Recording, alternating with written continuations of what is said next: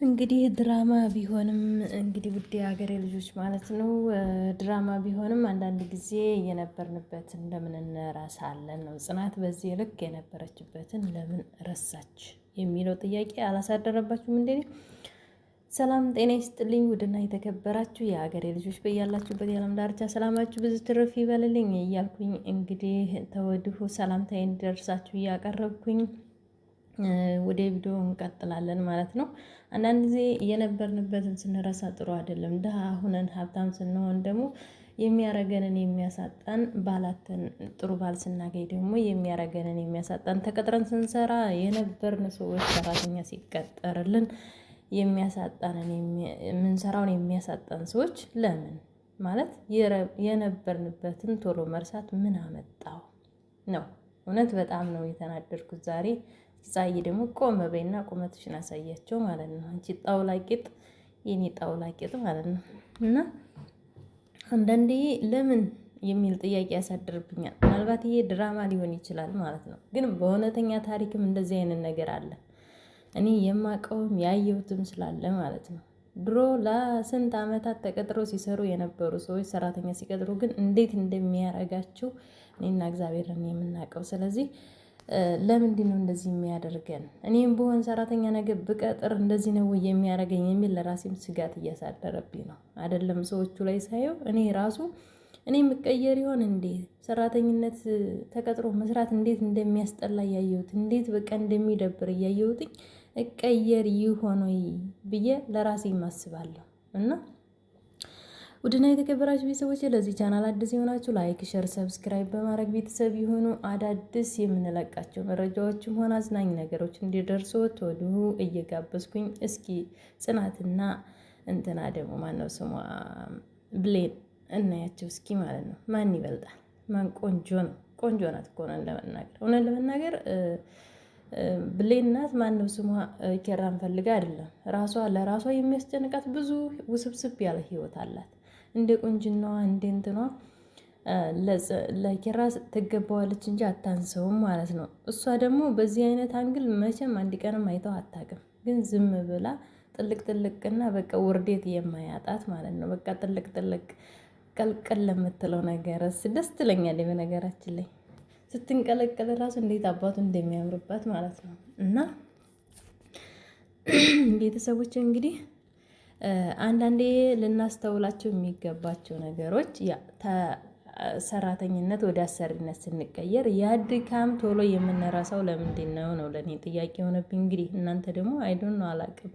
ለእኔ ግን እንግዲህ ያው አረብ ሀገር የሚሆን የምንም ይሆን ተቀጥረን የምንሰራ ልጆች እናውቀዋለን። ድካሙ መታዘዝ፣ በተለይ መታዘዝ እንዴት እንደሚያደክም ከስራው ይልቅስ መታዘዝ አያደክማችሁም? ለምሳሌ እኔ ፀሐይ ብለው ጠርተውኝ አቤት ብያቸው እኔ ይሄንን ሰሪው ሲሉኝ ማለት ነው ከስራው ይልቅስ ንግግራቸው በጣም ያደክመኛል። ለምን እንደሆነ አላውቅም። በቃ ለሰራው ያሰብኩትን ደግሞ ጭራሽ ሲያዙኝማ ይብስብኛል።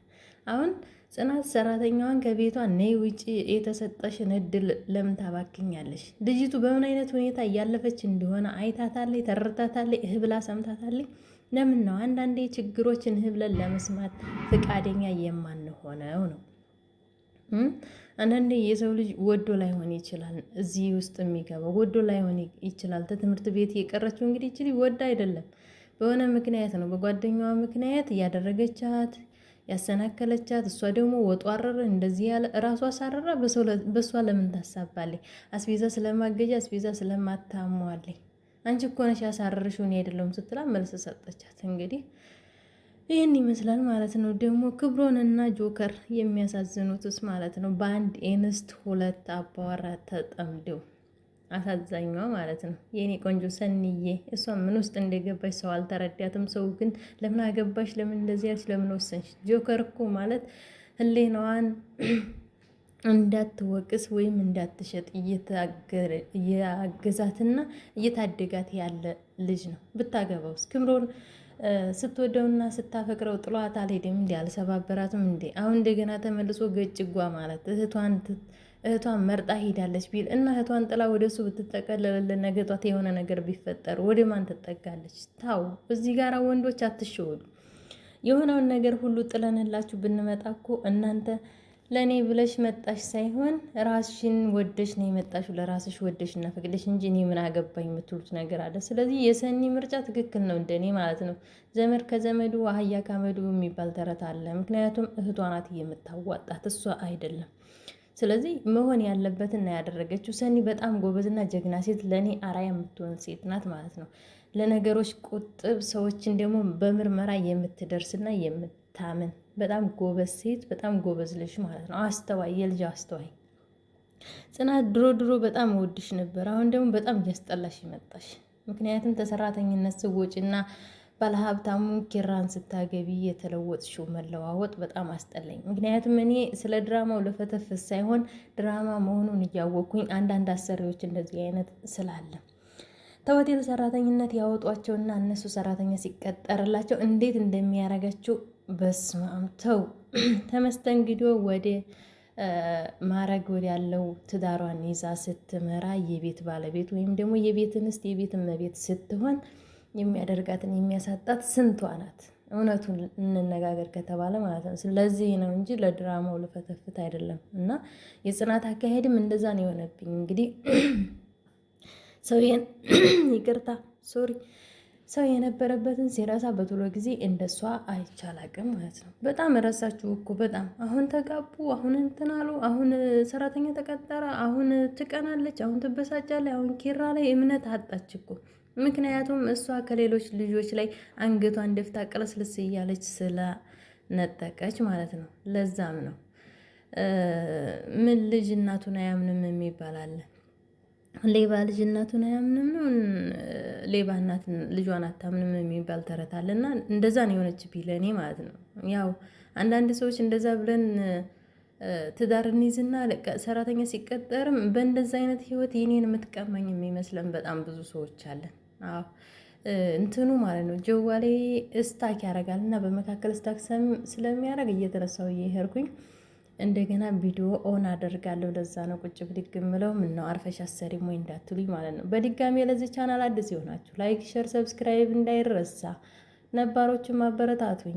እንግዲህ ውድ ሀገሬ ልጆች በያላችሁበት ሰላማችሁ ብዝት ይበልልኝ እያልኩኝ የዛሬውን ቪዲዮ እንደምትወዱት ተስፋ አደርጋለሁ። ይሄንን በድራማ መልኩም ቢቀርብልን ማለት ነው። እንግዲህ የነ ጽናትና የነ ኪራ የነ ሰኒና የነ ጆከር የነ ክብሮን ጉዳይ እንግዲህ ምን እንደሚመስል በኮመንት ስር እንድታስቀምጡልኝ ሀሳብ አስተያየታችሁን። ፀሐይ ወይም እናትና ልጁ ይሄ ነገር ትክክል አይደለም፣ እንደዚህ አድርገሽ ብትሰሪው ጥሩ ነበር እያላችሁኝ ሀሳባችሁን እየገለጻችሁልኝ እንድትሄዱ ተወዱ ጠይቃለሁኝ። በአክብሮት መወዳችሁ የሀገሬ ልጆች። እንግዲህ አንዳንዴ በህይወታችን የሚገጥመንን ነገር አስተካክለነው ካላለፍን በኋላ ላይ ለልዳማና ለጸጸት ይጥለናል ማለት ነው። አሁን እንግዲህ ማነው ጽናት ያደረገችው ነገር በልጅቷ ላይ በጣም አሳዝኖኛል።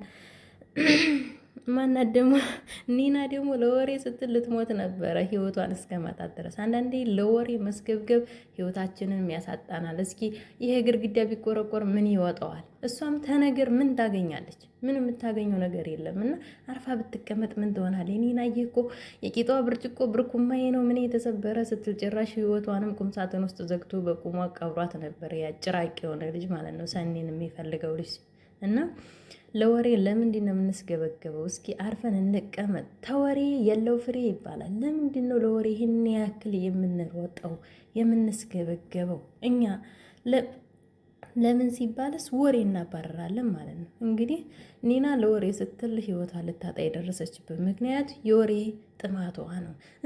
ምንድን ነው እንደዚህ እያለ እንደንሻሽሊት በር እየተደገፈ የምታዳምጠው ነገር ህይወቷን ሊያሳጣት ነበር ማለት ነው። እና ቤተሰቦች እንግዲህ ቪዲዮውን እንደምትወዱት ተስፋ አደርጋለሁኝ። ለዛሬው የነበረን ቪዲዮ ይሄንን ይመስላል። እነ ኪራንም እንግዲህ ስታደርቃቸው ነበር። ይቺ አዝጊ የሆነች ልጅ ወይኔ እየሮጠች መጣ። በሩን እየቆረቆረች ነው እንግዲህ። በሩ ሳይከፈት ቪዲዮ አለቀ ማለት ነው። ሰኒና ጆከር ቢጋቡ ትላላችሁ አትሉ? እንግዲህ ለዛሬው የነበረን ቪዲዮ ይህን ይመስል ነበር። በሌላ ቪዲዮ እስከምንገናኝ ባይ ባይ። መልካም ጊዜ